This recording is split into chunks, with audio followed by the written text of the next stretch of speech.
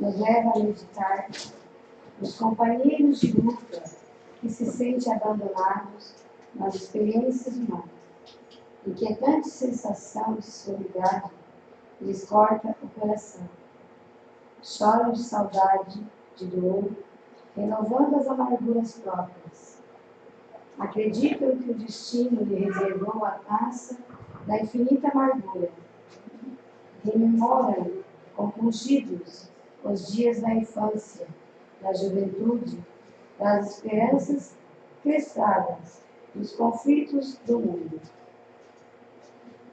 No íntimo, experimentam a cada instante o vago tropel das reminiscências que lhe dilatam as impressões do vazio. Entretanto, essas horas amargas pertencem a todas as criaturas mortais. Se alguém as não viveu em determinada região do caminho, espere a sua oportunidade, porquanto, de modo geral, quase todo espírito se retira da carne quando os frios sinais de inverno se multiplicam em torno. Em surgindo, pois, a tua época de dificuldade, convence-te de que chegaram para a tua alma os dias de serviço em mar alto, o tempo de procurar os valores justos, sem o incentivo de certas ilusões da experiência material. Se te encontras sozinho, se te sentes ao abandono, lembra-te de que, além do túmulo, há companheiros que te assistem e esperam carinhosamente. O pai nunca deixa os filhos desamparados. Assim, se te vês presentemente sem laços domésticos, sem amigos certos na paisagem transitória do planeta, é que Jesus te enviou a pleno mar da experiência, a fim de provares tuas conquistas em supremas lições. Assim seja.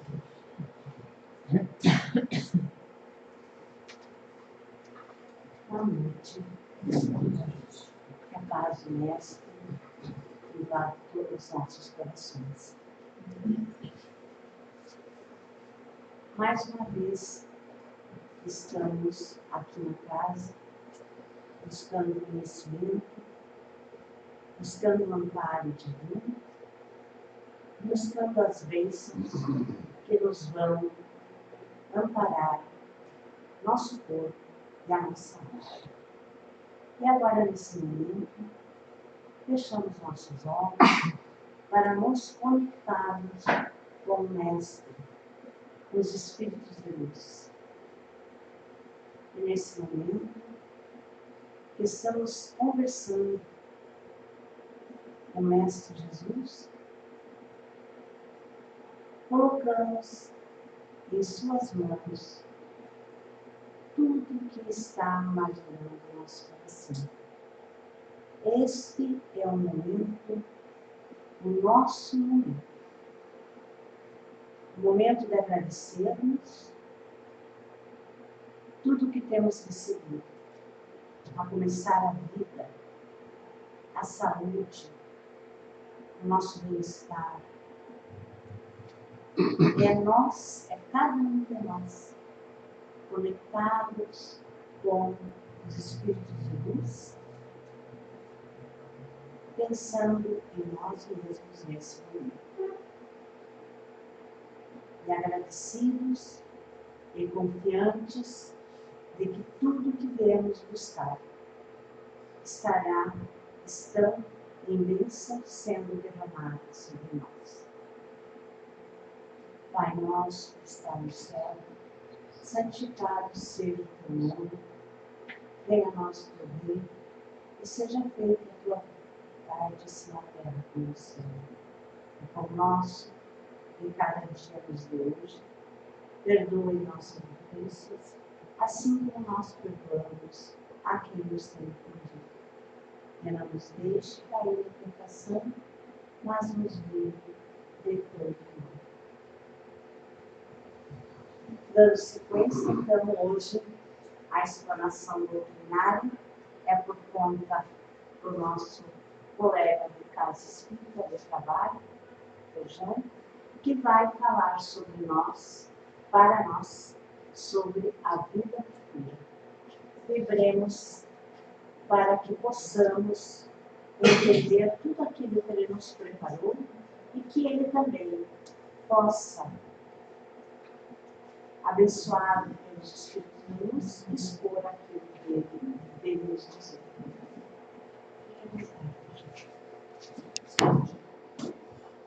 Boa noite a todos. Que a paz nos envolva. Roberto Carlos tem a música com o título "O Show Já Terminou". Trazendo esta música para a nossa realidade, a gente pode dizer que em Balneário Gaivota o verão também terminou, pelo menos a temporada de verão. Porque o verão é como a estação do ano, vai até ainda quase que o final do mês de março. Essa temporada de verão para nós foi muito boa. Tivemos o apoio dos nossos companheiros, que a gente chama de trabalhadores de verão, a Ica, a Lúcia, o Robson, a Aline, o pessoal do coral que veio trazer a sua mensagem aqui. E agora, assim, voltamos à realidade. Estamos nós, novamente, os trabalhadores do Centro Espírita Allan Kardec, convidando vocês esse ano para fazer uma viagem diferente. Aqueles que vierem estar conosco a partir de hoje, vão viajar pelas águas do Evangelho segundo o Espiritismo, que é a parte da doutrina espírita que mais nos toca o coração, porque é nela que Allan Kardec nos esclarece a respeito daquilo que Jesus falou há 2000 anos atrás. O tempo passou, a humanidade avançou, desenvolvimento tecnológico, a civilização também foi se transformando, mas infelizmente, vamos dizer assim, na nossa evolução moral, pouco foi feito. Então, depois de lançar o Livro dos Espíritos, que traz a parte filosófica da doutrina, lançar o Livro dos Velhos, que trata da parte científica, da comunicação com a espiritualidade, Kardec se dedicou a um trabalho muito especial, que era nos relembrar, com a ajuda da espiritualidade, claro, aquilo que Jesus disse há 2000 anos atrás. E que o resto do que nós temos a respeito de Jesus, tudo a gente pode questionar. Os atos da sua vida, os milagres, o que ele teria dito através dos seus apóstolos, tudo isso a gente questiona. Mas a parte moral de Cristo, essa é inquestionável e vai ser a bandeira que vai levar o nosso planeta a chegar a ser mundo de regeneração. Então, a partir de hoje, nós convidamos você a navegar na nau do Evangelho segundo o Espiritismo, conhecendo um pouco mais, compreendendo um pouco mais. Então, coube a mim trabalhar o capítulo 2 do Evangelho, que trata sobre a vida futura.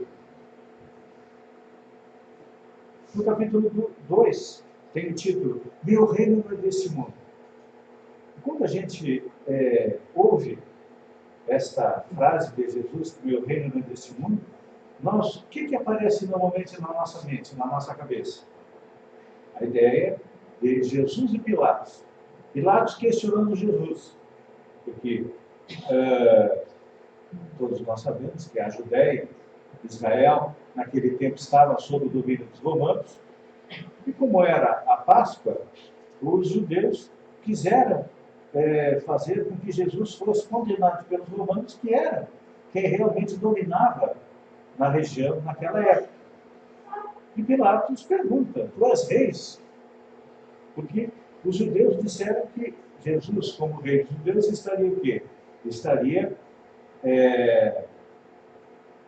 indo de encontro, não ao encontro, de encontro ao imperador dos romanos. Seria alguém que estaria concorrendo com ele. Então mandaram Jesus para Pilatos, para que Pilatos mandasse matá-lo. E tem aquele célebre diálogo que Pilatos pergunta a Jesus: "Tu és rei?" E Jesus responde: "Tu o dizes." E Pilatos pergunta, onde é que é o teu reino? E Jesus diz, meu reino não é deste mundo. Claro que esse diálogo aconteceu há 2000 anos atrás, onde o entendimento das pessoas ainda era bastante pequeno. Hoje nós ainda temos pessoas que têm dificuldade de compreender os ensinamentos de Jesus. Vamos levar isso para 2000 anos atrás, onde a humanidade era ainda mais selvagem. Se eu digo que hoje nós somos, brincando, aborrecentes espirituais, naquela época nós éramos menos que crianças espirituais, éramos bebês espirituais.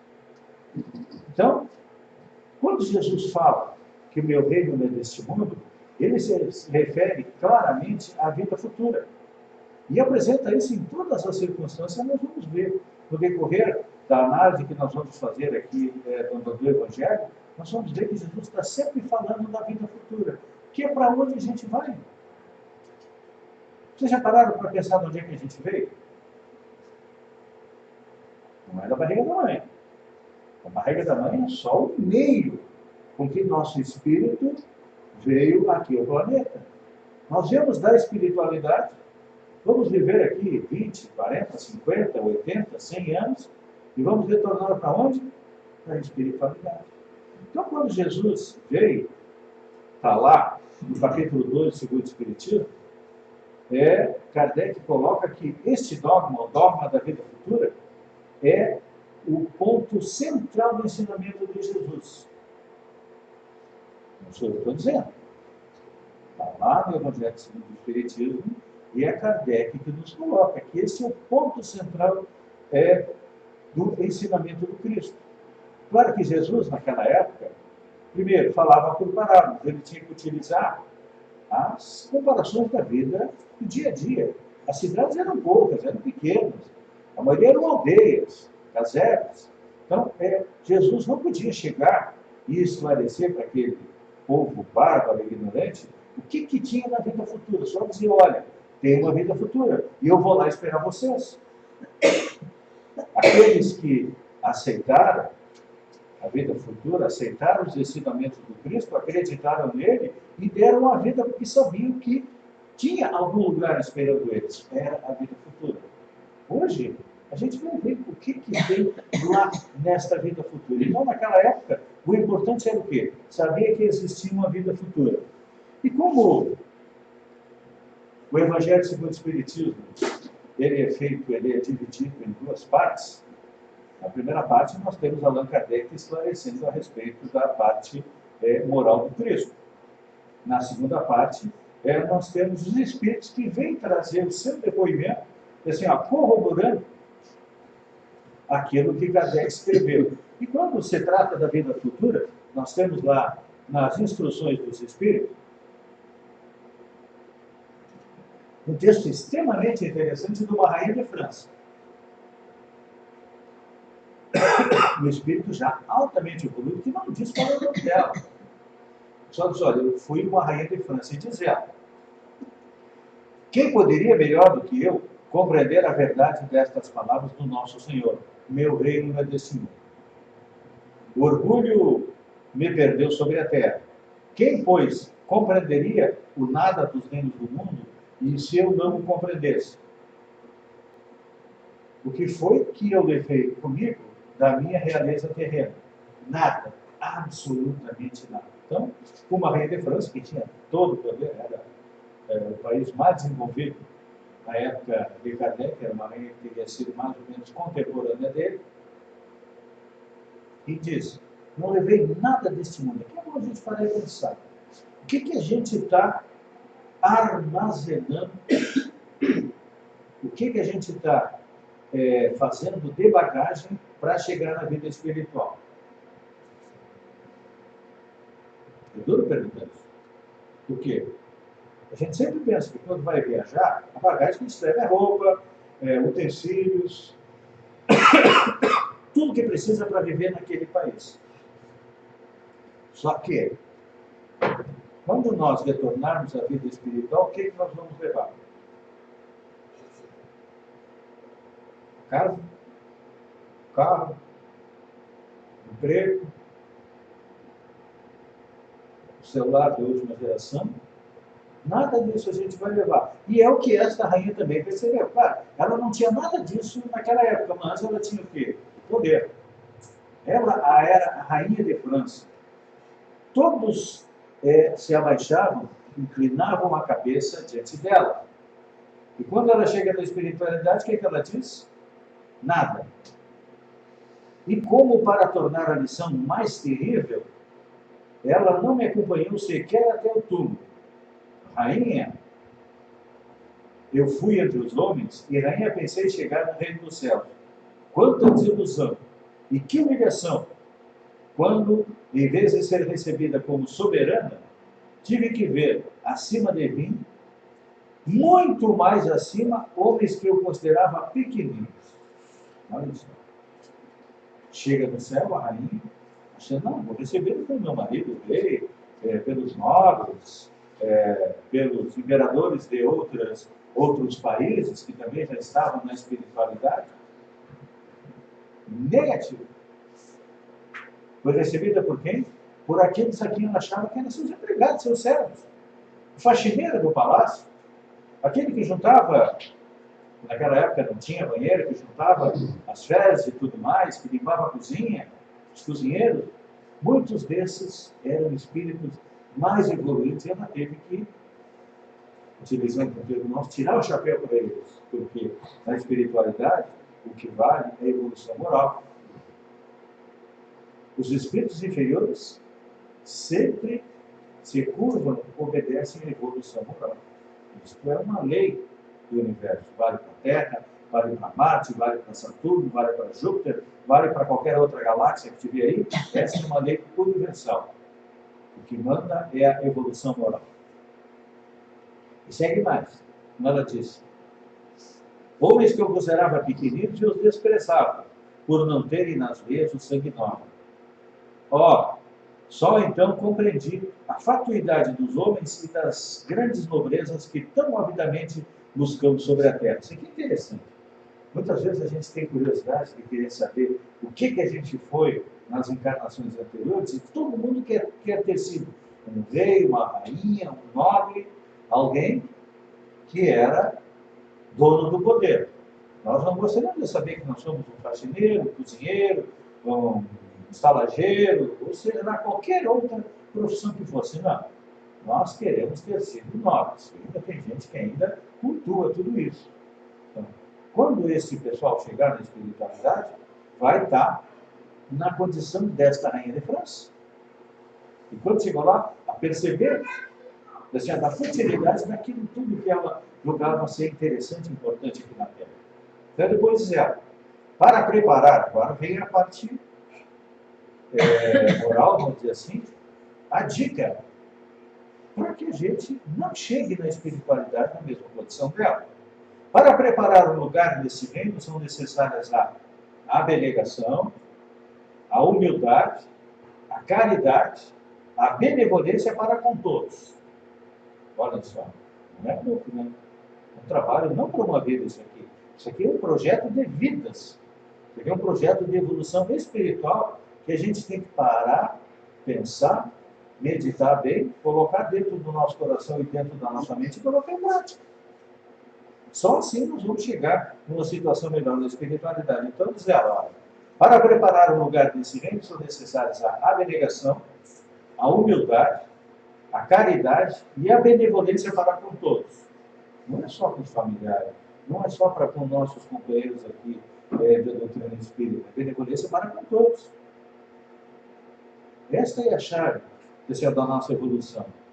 Não se pergunta o que fostes, que posição ocupaste, mas o que fizestes e as lágrimas que enxugaste. Então, isso aqui é um projeto de vida. É um projeto para a nossa evolução. Que foi dito por Jesus há 2000 anos atrás e foi preciso. 1800 anos depois, 1857, 1860 anos depois, vi Kardec trazendo, vamos dizer assim, esta mensagem dos Espíritos para quê?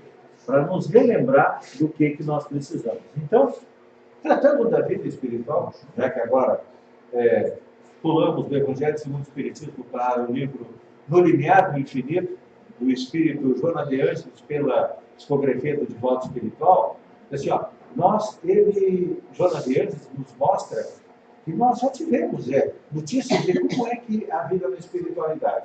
Não foi só depois de Allan Kardec, não foi só com o Chico Xavier e com os continuadores que nós tivemos notícias da espiritualidade. Então, Joana de Anjos nos diz, e está lá no Atos dos Apóstolos, que o apóstolo Paulo, em desdobramento mediúnico, foi arrebatado até o terceiro céu.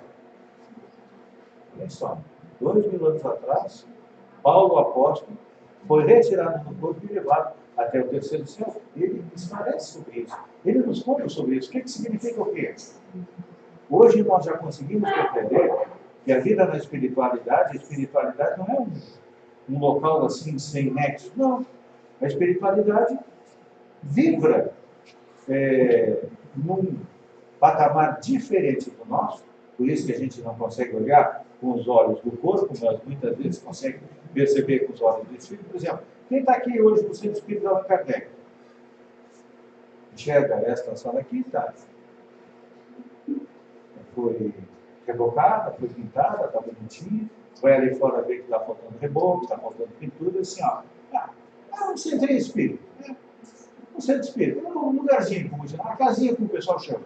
Aqui na frente nós temos uma casinha de madeira. Só que quem tem a visão espiritual sabe que aqui para cima é muito maior. Enquanto nós temos 8, 10 trabalhadores aqui embaixo, esta noite aqui está cheio de espírito assistindo e mais os trabalhadores. Quase acredito que nós temos uma centena de trabalhadores da espiritualidade. E aqui em cima tem um hospital, um posto de socorro. É o que nós temos aqui. É a nossa contraparte espiritual e é para onde a gente vai se tiver merecimento quando desencarnar. Eu pretendo, quando desencarnar, ver se consigo me somar aos trabalhadores da espiritualidade. Então, só que para chegar lá, eu tenho que fazer aquilo que a Rainha de França falou, abnegação, caridade, devotamento, tudo isso a gente tem que praticar. Então, voltando para o limiar do infinito, Joana de Anjos nos fala, primeiro que o apóstolo Paulo foi visitar a espiritualidade. Quem já leu, se não leu, recomendo que leia. O livro foi escrito no 1400, 1300, a Divina Comédia, do Dante Alighieri, onde ele nos traz uma descrição sobre o céu, o purgatório e o inferno, ou seja, as diferentes regiões que existem na espiritualidade. Isso lá na Idade Média. Já estava vindo para nós, vamos dizer assim, a descrição de como é que era a vida na espiritualidade. Muita gente diz, não, mas era só escritor, aquilo ali é coisa da cabeça dele. Não era coisa da cabeça dele. O espírito dele foi retirado do corpo e ele foi levado pelo poeta Virgílio, e mais a sua amada Beatriz, a conhecer esses lugares, estas cidades. Aqui os nossos irmãos católicos conhecem e sabem que Teresa de Ávila também era retirada do corpo, ia ter com os espíritos e nos contava o que tinha. E muitos de nós também, muitas vezes em sonhos, somos retirados daqui, vamos para a espiritualidade, adquirir conhecimento, renovar as nossas forças para voltar aqui para o planeta. Mas, depois de Jesus, depois de Allan Kardec, nós tivemos o Chico Xavier, que veio nos trazer o quê? Veio nos trazer os esclarecimentos de como é que era a vida no espiritual, na espiritualidade. Então, essa tão perguntada vida futura, mas o que é essa vida futura? Então, nós vamos ver. Na coleção Nosso Lar, quem viu o filme Nosso Lar, aquela cidade que foi cenográfica é uma cópia da cidade que existe realmente lá. Foi construída no século XVII, lá, e fica no umbral sobre a cidade do Rio de Janeiro. No primeiro livro, Nosso Lar, Chico nos fala de uma cidade, da cidade Nosso Lar. Quem lê toda a coleção do Chico Xavier, a coleção Nosso Lar, são 18 livros, 17 a 18 livros, vai ter conhecimento de outras cidades que existem na espiritualidade. E não é só o Nosso Lar. Nosso Lar é aqui no Brasil. Foi uma das primeiras cidades fundadas aqui no Brasil. Temos muitas outras, vamos ver daqui mais para frente. Os outros países também têm. Os espíritos, olha, para vocês terem uma noção, nós temos em torno de 7 bilhões de espíritos encarnados, tem 3 vezes isso na espiritualidade. Nós temos em torno de 30, 35 bilhões de espíritos no entorno do nosso planeta. E esses 3/4 que estão lá, estão tudo na fila esperando a vaga. Cada um de nós que sai daqui é um que chega. E aí, quando a gente chegar lá, dependendo do que a gente fez aqui, nós vamos estar lá no vizinho da fila, vamos estar um pouquinho antes, um pouquinho antes, um pouquinho antes. Vai depender daquilo que a gente conquistar aqui para retornar de novo. Porque assim, nós passamos nesse vai e vem. Estamos encarnando, morrendo, reencarnando, morrendo, reencarnando. Isso, olha, vai levar um bom tempo. Acredito eu que, para nós que estamos aqui, vai levar talvez uns 4 ou 5 bilhões de anos até a gente conseguir chegar na condição de Jesus, que é espírito puro e não precisa reencarnar. Até lá, nós vamos ter que suar para poder fazer a nossa evolução. Então, quem quiser conhecer para onde vai, para preparar a mala, tem que ler, primeiro, a coleção do Nosso Lar. Temos também que a ideia que Jesus nos trouxe, a palavra da vida futura, Kardec também nos trouxe uma ideia um tanto vaga da espiritualidade, porque em 1857 o povo já um pouco menos ignorante do que na época de Jesus, não tinha condições de ter todo esse conhecimento. Foi necessário que, nesses 150 anos, a evolução tecnológica e científica ser extremamente grande para que a gente pudesse compreender que, como nós temos cidades aqui embaixo, nós temos cidades lá em cima também. Só que lá em cima não é tudo junto e misturado como nós temos aqui. Não, cada um vai estar junto com o seu. É que nem a descrição que o Dante Alighieri faz do céu, do purgatório e do inferno.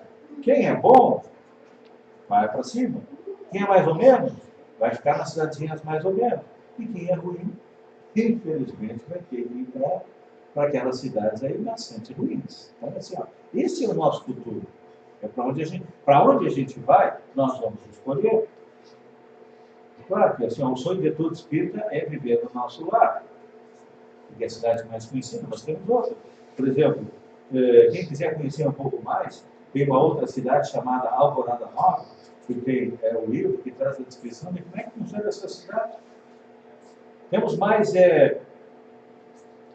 quem quiser conhecer descrições e até desenhos do que tem na espiritualidade, tem que ler o livro Cidades no Além.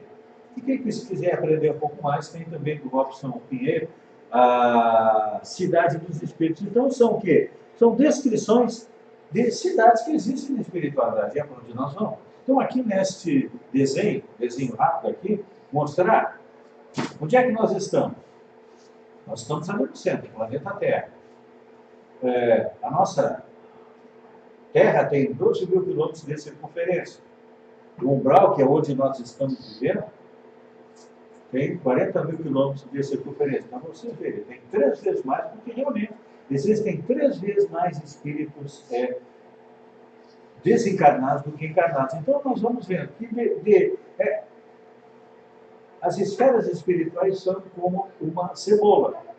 A cebola não tem suas camadas. Então, assim, as esferas espirituais também são como uma cebola. No centro estão aqueles espíritos com menos evolução, os mais ruinzinhos, vamos dizer assim. Os piores, aqueles que são rebeldes, realmente rebeldes, são assim, as leis que existem no universo. Acreditam que podem trabalhar contra essas leis. Mas isso é momentâneo. Isso é questão de 1 milhão, 2 milhões, 3 milhões de anos, 4 milhões de anos, e depois, lentamente, eles começam a fazer a sua evolução, aprendendo a praticar o bem.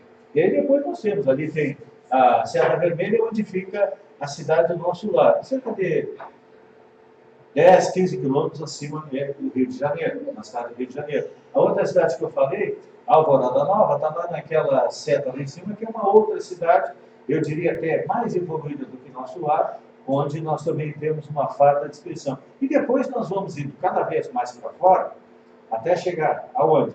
Nas regiões mais felizes, aonde habitam os espíritos melhores. E vamos conhecer um pouquinho destas esferas. Então, eu já falei, O abismo, o que é? Aquela parte que fica lá no centro da Terra, pertinho de nós aqui, de vez em quando queima os nossos pés, é uma região de sofrimento, de padecimento destinado ao quê? Àqueles espíritos que cometeram crimes graves. Por exemplo, quem? Assassino, um assassino serial, vai para onde? Um cara que toma poder no seu país e manda matar 400, 500 mil, 2 mil, 3 mil. Hoje eu estava lendo uma notícia interessante que foi descoberta num convento lá na Irlanda, uma fossa de bebês, onde o que acontecia antigamente? Os bebês tinha a roda, que tinha em Porto Alegre, a roda dos inocentes, parece que na Santa Casa, onde as mães que não queriam colocavam seus filhos ali para serem criados no orfanato. Só que hoje se cria no orfanato, antigamente pegava aqueles bebês e jogavam tudo e matavam ali na fossa. Então, quem fez isso há 300, 400 anos atrás, com certeza ainda está padecendo daquilo que ele fez. Imaginem, morreu alguns anos atrás o ditador Idi Amin da África. Onde é que vocês acham que ele vai estar? Na região boa? Não, ele vai estar lá no umbral. Temos depois do abismo, nós temos as trevas, que é um pouco melhorado. E temos depois as esferas terrestres, que é onde nós estamos. Que é uma zona de quê? Expiação e prova. Eu sempre digo, quando a gente desencarna, quando a gente morrer e desencarnar, são duas coisas diferentes. Morrer, Kardec nos diz que a morte é o esgotamento dos órgãos. Desencarnar é quando o nosso espírito se liberta do corpo. Isso, muitas vezes, não acontece na mesma hora.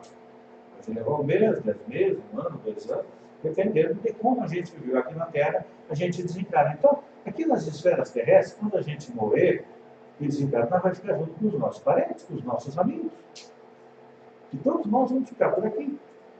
1 ano, 10 anos, 20 anos, 50 anos, vai depender de como nós vivemos aqui na Terra. Então, nós estamos nas esferas terrestres, que é a fronteira com o umbral, onde a gente também está, e aí depois nós temos as esferas superiores, onde estão quem?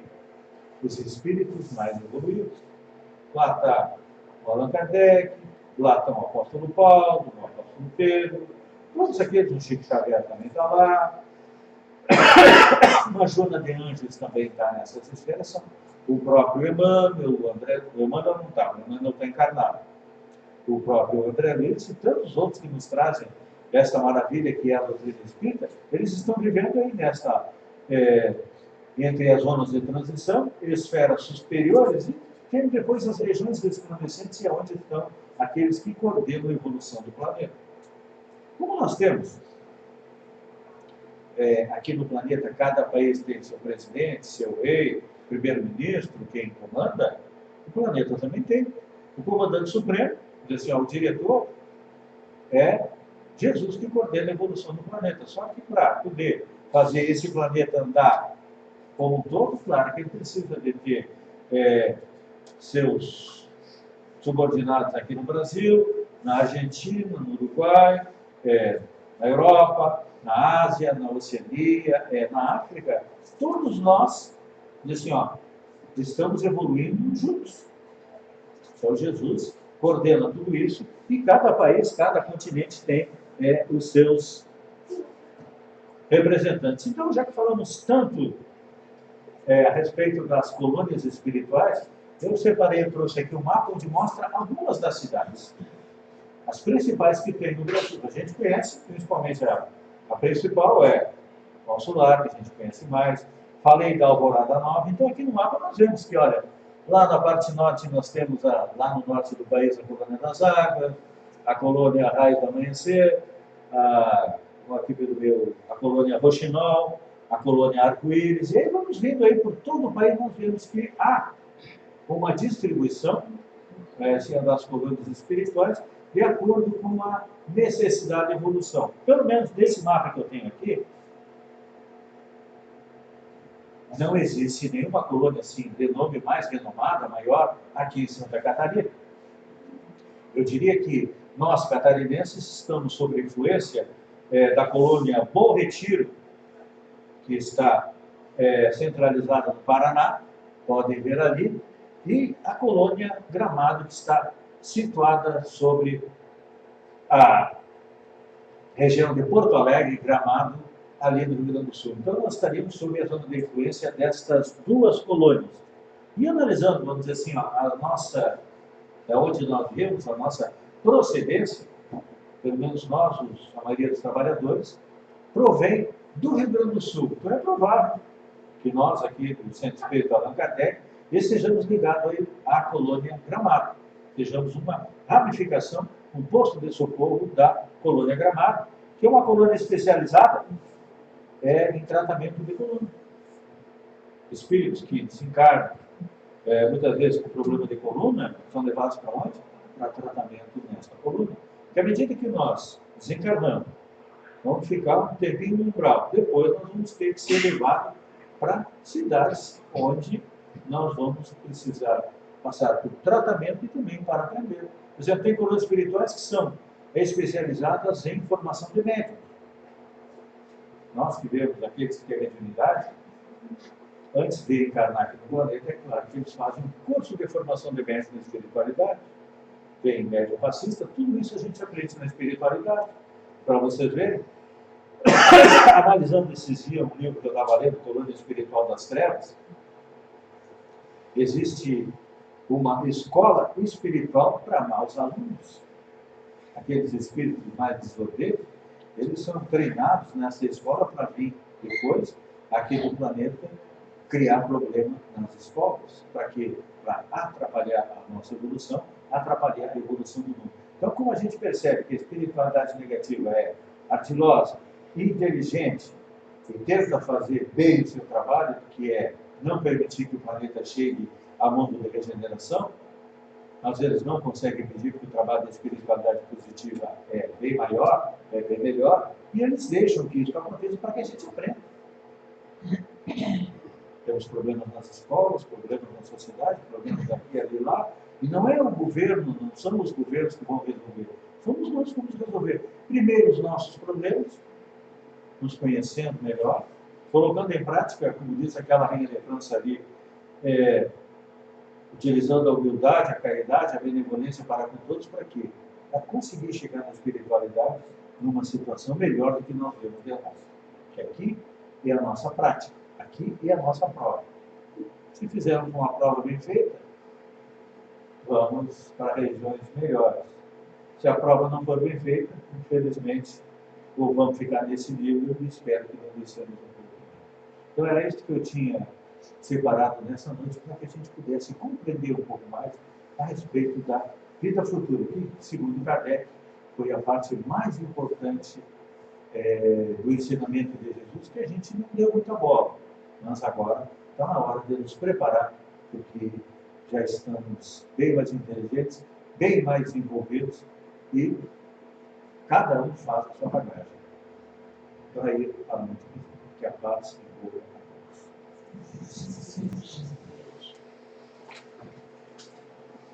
Dando seguimento, no primeiro momento, quando nós fizemos a nossa oração, nós pedimos por cada um de nós. E como nós sabemos dentro da rotina que fora da caridade não há salvação, chegou o momento de fazermos a caridade. Então, nesse segundo momento, nós vamos pedir por todas aquelas pessoas que fazem parte da nossa vida, a nossa família. E sabemos que muitas vezes que é dentro da nossa família que nós temos os maiores desafios. Então, peçamos por cada membro da nossa casa. Peçamos um amparo para a nossa família terrena. Que Mestre Jesus olhe por cada um dos que se convivem conosco. Que sejam amparados, que sejam instruídos pelos Espíritos de luz, para que tenham a paciência necessária, o amor, para que consigamos juntos com eles traçarmos o nosso caminho e cumprirmos a tarefa que assumimos, recebendo-nos como filhos como esposa, esposo, pais, etc. Também vamos pedir que os Espíritos de luz amparem todas as pessoas sofredoras nos hospitais. Que todos aqueles que estão passando por doenças sérias sejam também amparados e tenham entendimento desse momento que passa. Peçamos também por aqueles que têm dívida com a justiça, que estão nos presídios, a maioria justamente, outros, às vezes ainda, mas que todos também tenham um entendimento, tenham a possibilidade de recuperação. E peçamos pelo nosso país, peçamos pelo mundo, que não haja fome, que não haja guerra, que haja harmonia entre os povos. Pode parecer utópico, mas a gente tem que acreditar e tem que orar pelo mundo.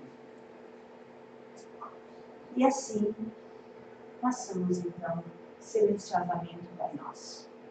Pai Nosso que está no céu, santificado seja o teu nome, venha a nós o teu reino, seja feita a tua vontade, assim na terra como no céu. O pão nosso que cada dia nos dê hoje, perdoe as nossas ofensas, assim como nós perdoamos a quem nos tem ofendido, e não nos deixe cair na tentação, mas nos livre de todo mal. Agora,